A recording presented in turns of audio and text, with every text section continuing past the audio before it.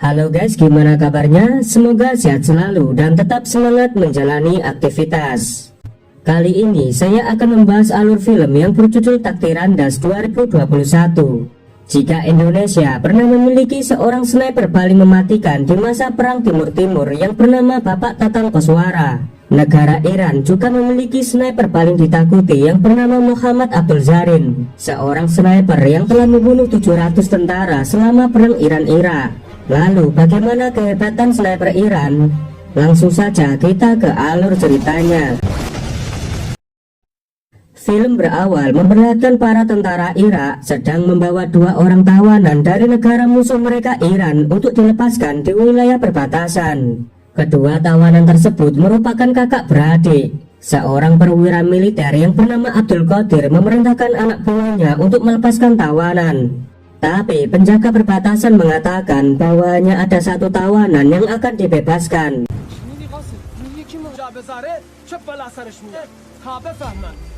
Sang kakak yang bernama Husain merelakan dirinya yang tetap ditawan supaya adiknya yang bernama Hasan bisa dibebaskan.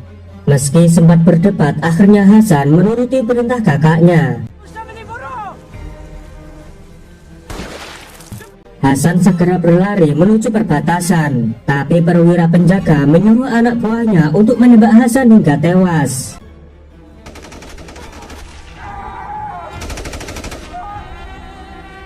Di saat Husain juga akan ditembak dan tiba-tiba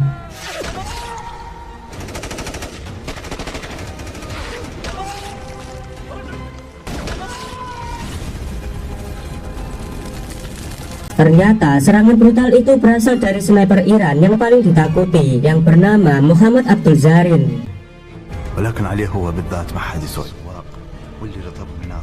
Qadir yang melihat kejadian itu langsung ketakutan dan menyerah kepada Zarin. Di sini kita bisa mengetahui kelembutan hati Zarin, di mana ia tidak mau membunuh musuh yang sudah menyerah. Kemudian Zarin membawa Husain ke markasnya, sementara Qadir mengadu pada jenderal jika semua pasukannya dibabat habis oleh sniper Iran. Mendengar itu, para petinggi militer Irak ketar-ketir atas kemunculan Zarin yang dikenal dengan kehebatannya. Mereka khawatir jika Zarin tidak segera dikalahkan, pastinya akan lebih banyak prajurit mereka yang akan dihabisi Zarin. Untuk menghentikan Zarin, militer Irak memanggil Rosid, seorang perwira senior dari satuan penembak jitu. Rosid juga membawa dua orang sniper yang merupakan murid terbaiknya. Di sana Rosid mengatakan jika yang mereka hadapi bukanlah sniper sembarangan, melainkan ia adalah Zarin, seorang musuh sekaligus rivalnya dulu sewaktu berperang. Diketahui Zarin adalah sniper terlatih yang tembakannya sangat akurat, dengan mengukur jarak musuh, menentukan arah angin, kelembapan udara, dan teknik kamuflase terbaik. Rosid telah mempersiapkan dua murid terbaiknya untuk melawan Zarin. Mereka bernama Mu'ad dan Jabal. Rosid lalu membuktikan kehebatan muridnya dalam menghabisi musuh. Mereka ditantang menembak sandera dari pasukan Iran.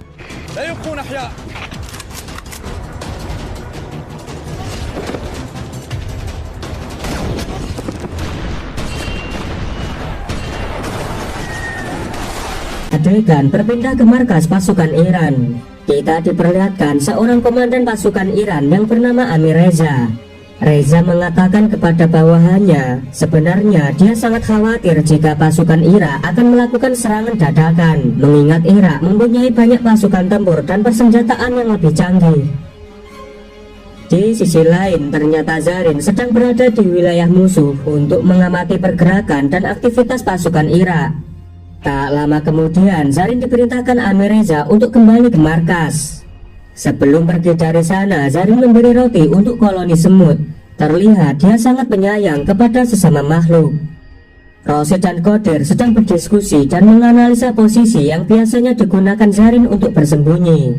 Sebagai seorang sniper berpengalaman yang pernah menjadi rival Zarin, Rosid sangat paham di mana titik lokasi sniper bersembunyi tanpa diketahui musuh. Di depan prajurit lainnya, Zarin memberi arahan bagaimana cara menjadi sniper hebat. Untuk menjadi seorang sniper, mereka harus mengetahui persembunyian yang strategis tanpa diketahui musuh. Sang sniper juga harus tahan dalam setiap kondisi cuaca apapun. Husain yang berada di sana sangat antusias dan mengatakan kepada Zarin kalau dia ingin diajari bagaimana cara menjadi sniper hebat seperti Zarin. Zarin pun menerima Husain menjadi muridnya.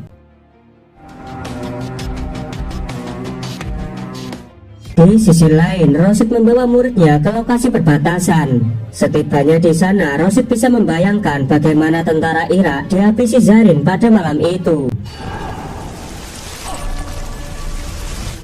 Rosid lalu memeriksa bekas tembakan yang menembus kaca mobil. Dengan pengalamannya, Rosid langsung mengetahui posisi Zarin ketika melancarkan serangan.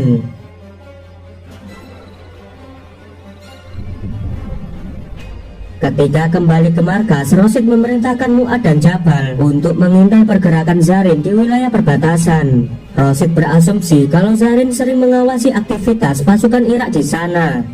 Sedangkan di markas pasukan Irak, malam harinya para tentara akan istirahat. Sebelum tidur, Ismail memberi roti kepada Husain. Melihat itu, Zarin melarang Husain memakannya. Ia mengatakan jika seorang sniper harus terbiasa puasa untuk melatih ketenangan jiwa dan juga konsentrasi, sehingga saat menembak bidikannya tidak akan meleset. Esok harinya, Zarin mulai melatih Husain menjadi seorang sniper.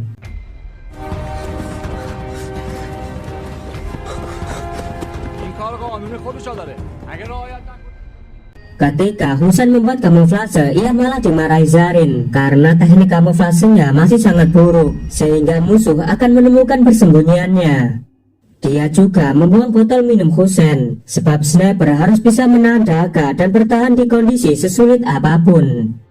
Zarin lalu mengajak Husain untuk mengintai musuh di perbatasan. Sesampainya di sana, mereka melihat tentara Irak sedang sholat. Husain menyarankan Zarin untuk segera menembak musuh.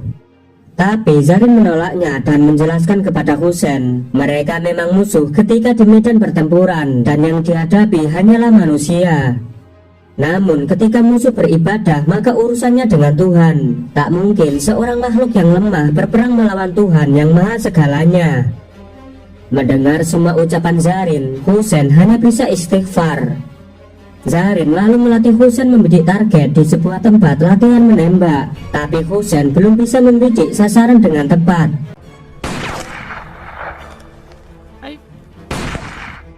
Ketika Zarin akan pergi, Husain malah menantang Zarin dan membuktikan kemampuannya. Zarin yang merasa ditantang muridnya lalu menembak semua target dengan jitu.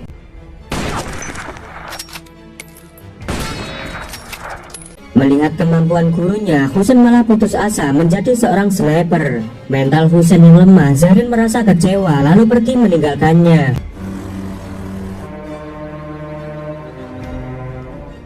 Malamnya, Zarin bertanya kepada Ismail kenapa Husain tak kunjung kembali ke markas. Kemudian Ismail menjawab jika Husain sedang berada di perbatasan. Zarin yang tahu jika perbatasan adalah tempat berbahaya bergegas menyusul ke sana. Ternyata di perbatasan, Mu'ad dan Jabal sedang mengincar Zarin. Di sana mereka melihat Husain sedang menangis yang meratapi kematian adiknya. Mu'ad langsung mendatangi Husain dan akan menembaknya dari jarak dekat. Namun tiba-tiba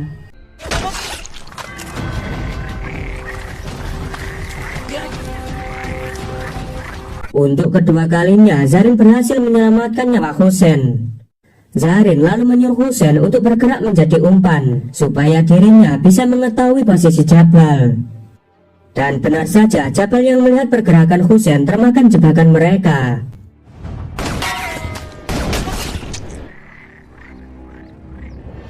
Esok harinya, jasad Mu'ad dan Jabal dibawa ke kamp Irak.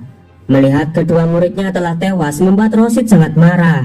Dia segera memerintahkan pasukannya untuk menyerang kamp Iran secara mendadak. Sedangkan dirinya akan fokus mencari dan menghabisi Zarin.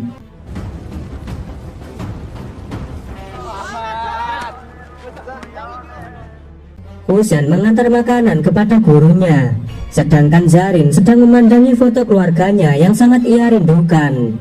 Zarin mengatakan jika ia terpaksa meninggalkan keluarganya demi membela negara. Di sisi lain, pasukan Irak sudah bersiap menyerang markas Iran dengan mengerahkan tank lapis baja. Rosid yang gak terima atas kematian muridnya. Dia menembak tentara Iran dengan membabi buta hingga menewaskan Ismail.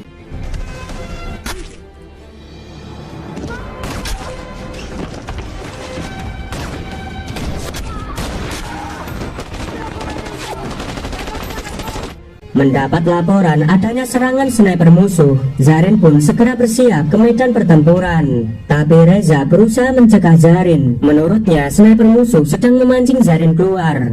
Mendengar itu, Zarin mengatakan dengan tegas jika selama ini dirinya sama sekali tidak takut dengan kematian, dan ia sudah bertawakal atas keselamatannya kepada Tuhan. Seorang rekannya pun menyetujui apa yang dikatakan Zarin. Mereka berdua langsung berangkat ke medan pertempuran. Setibanya di sana, banyak sekali kepulan asap, serta jarak pandangnya terhalang oleh tank baja milik tentara Irak, sehingga Zarin kesulitan mencari keberadaan Rosid.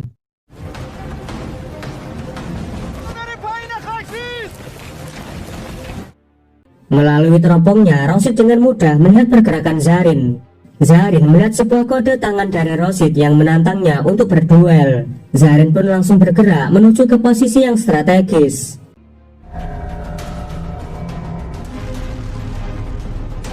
Ketika saling membidik, mereka mengingat duel sniper masa lalu. Waktu itu Zarin membuat Rosid terpojok dan tidak bisa apa-apa. Tapi Zarin tidak membunuhnya, melainkan hanya menembak telunjuk kanan Rosid sebagai peringatan. Dari kejadian itu, Rosid sangat berambisi untuk membunuh Zarin. Tapi di duel kali ini nampaknya Rosid yang diuntungkan, karena ia lebih cepat menembak Zarin dan membuatnya tumbang. Rosid lalu memberikan komando untuk segera menyerang markas Iran, karena sniper andalan mereka yaitu Zarin sudah berhasil ia tumbangkan.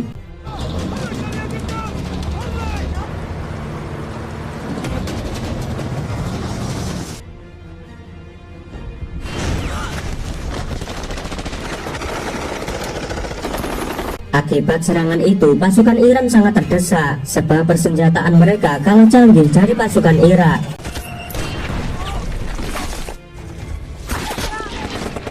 Di tengah kekacauan, ternyata Zarin masih selamat, karena tembakan Rosid hanya mengenai telinga kanannya. Zarin pun kembali bangkit dan membidik satu persatu pasukan Irak dengan snipernya.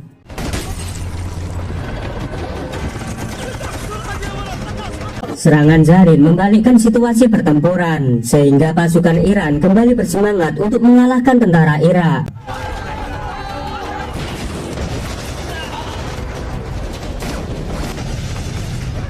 Merasa serangannya telah gagal, Jenderal Qadir langsung menarik mundur pasukannya kembali ke markas. Zarin yang melihat Rosid langsung menembak bahunya sebagai isyarat peringatan kedua.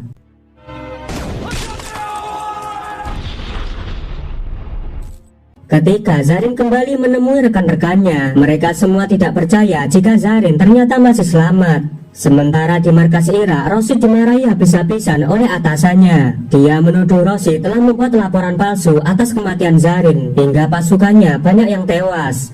Dan akhirnya Rosid diskors beberapa waktu, dan tugasnya akan digantikan oleh sniper lain yang telah mereka siapkan. Sang kapten berasumsi jika sniper andalannya sekelas Rosid saja tidak bisa membunuh Zarin. Lantas ia membuat rencana licik dengan mengutus Abdul Qadir akan berpura-pura berkhianat dan memberikan informasi palsu kepada pasukan Iran. Esok harinya Qadir mendatangi markas Iran. Di sana ia mengatakan kepada Amir Reza dan petinggi Iran jika pasukan Irak akan menyerang dengan jumlah lebih banyak daripada sebelumnya. Ia memberitahu pada mereka hanya ada satu cara untuk menghentikan rencana itu, di mana Zarin harus diam-diam menyusup ke markas Irak dan menghabisi sang kapten. Awalnya Zarin dan Amir Reza tidak percaya dan menganggap ini jebakan, tapi Zarin yang tidak takut mati justru mengatakan kalau pasukan Irak akan termakan dengan jebakan mereka sendiri. Malam harinya Zarin berhasil memasuki kamp Irak, dan benar saja semua yang dikatakan Qadir hanyalah jebakan belaka.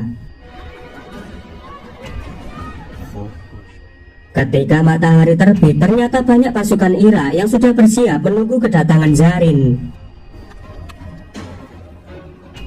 Tapi dengan skillnya Zarin selangkah lebih di depan, sehingga musuh termakan oleh jebakannya sendiri.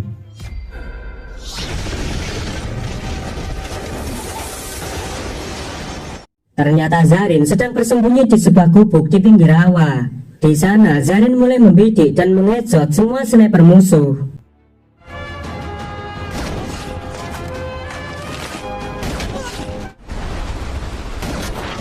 Sang kapten yang belum tahu posisi Zarin memerintahkan anak buahnya menembakkan artileri ke segala arah.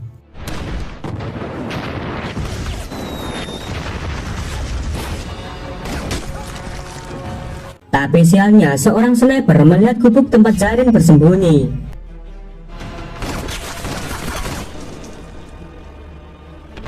Sniper musuh lalu mendekati gubuk untuk memastikan jika Zarin benar-benar sudah tewas. Walau terluka, Zarin mampu mengheadshot sniper musuh. Sementara Rosid yang sudah mengetahui posisi Zarin, ia mulai membidik Zarin dan tiba-tiba